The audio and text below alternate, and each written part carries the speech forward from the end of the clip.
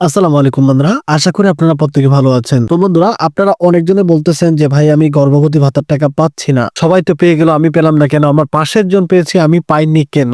এবং অনেকজনে বলতেছেন ভাই বিধবা ভাতার টাকা কবে নাগাদ দিতে পারে। আমরা তো আপনার গ্রুপে দেখতেছি অনেকজন বিধবা ভাতার টাকা পেয়ে গেছে, আমার জেলা পাবে কবে। এবং বয়স্ক ভাতার টাকা সবাই তো অলমোস্ট পেয়ে গেছে, কিন্তু আমার নানু বা আমার দাদু পেল না কেন। এবং সর্বশেষ কথা বলবো, প্রতিবন্ধী ভাতার টাকা এবং প্রতিবন্ধী শিক্ষা ও প্রবৃত্তির টাকা কবে নাগাদ দেওয়া শেষ হতে পারে। তো এই সকল প্রশ্নের উত্তর থাকছে আজকের এই ভিডিওতে। তো ভিডিওটি শুরু করার আগে ছোট্ট একটা রিকোয়েস্ট, আপনারা যারা আমাদের চ্যানেলে নতুন দর্শক হয়ে আছেন তারা প্লিজ আমাদের চ্যানেলটিকে সাবস্ক্রাইব করে পাশে থাকে বেল আইকনটি বাজিয়ে দিন। আর যারা ফেসবুক পেজ থেকে দেখতেছেন অবশ্যই ফেসবুক পেজটিকে ফলো করে দিন, যাতে করে এমন প্রয়োজনীয় ভিডিও সবার আগে পেয়ে যান। তো চলুন ভিডিওটি শুরু করা যাক। তো প্রথমে আমি বলি, আমাদের আর্থিক অনুদানের আবেদন চলমান রয়েছে। আপনারা যারা আমাদের মাধ্যমে আবেদন করতে চান তারা অবশ্যই আমাদের ইনবক্সে হোয়াটসঅ্যাপ লিংক এবং নাম্বার দুটো দেওয়া আছে, সেখানে যোগাযোগ করতে পারেন। তো চলুন আমরা প্রথমে কথা বলি, মাতৃকালীন ভাতার টাকা সবাই পেয়ে গেল, আপনার পাশের জন পেয়ে গেল, আপনি পেলেন না কেন।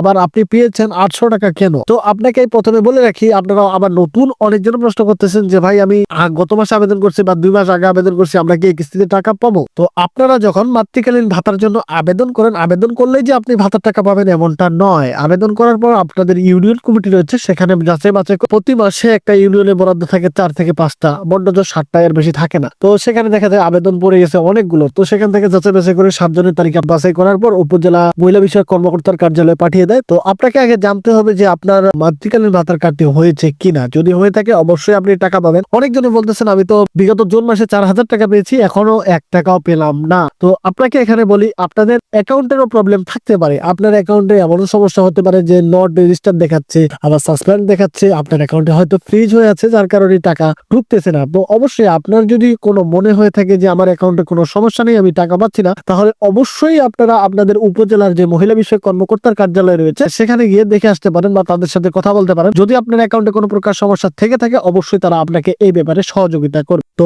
সর্বশেষ আপনারা যে প্রশ্নটি করতেছেন, তো আপনারা বলতেছেন যে আমরা তো পুরাতন ভাতাভোগী নিয়মিত ভাতা পাচ্ছি, তো আমরা অনেকবার টাকা পেয়েছি, তো আমাদের এবার 800 টাকা দিল কেন। এবং আমরা তো হিসাব মতো 3 মাসের পাওনা পাই, সেক্ষেত্রে 2400 টাকা, তো আমাদের 1600 টাকা কম, আবার কি আমাদের ভাতার টাকা দিবে। তো এখানে আপনাদেরকে একটা কথা বলি, আপনারা যত মাসেরই পাওনা হন না কেন, এখন বর্তমানে হয়তো আপনাদের 1 মাসের পেরোল পাঠানো হয়েছে, যার কারণে আপনারা 800 টাকা পেয়েছেন। তবে মনে রাখবেন, আপনারা যদি পাওনা হয়ে থাকেন তাহলে অবশ্যই আপনাদের টাকাটা পাবেন। তো আমিও অনুমান করে এতটুকুই বলতে পারতেছি যে আপনারা আবার অতি শীঘ্রই টাকা পেতে যাচ্ছেন। তো আপনাদের যত টাকায় দেখ না কেন, আপনাদের কোনো চিন্তার কারণ নেই। আপনার যদি একবার ভাতার কার্ডটি হয়ে যায় তাহলে অবশ্যই আপনারা মনে রাখবেন 36 মাসের টাকা পাবেন। তো 36 মাসের টাকা 28,800 টাকার মতো।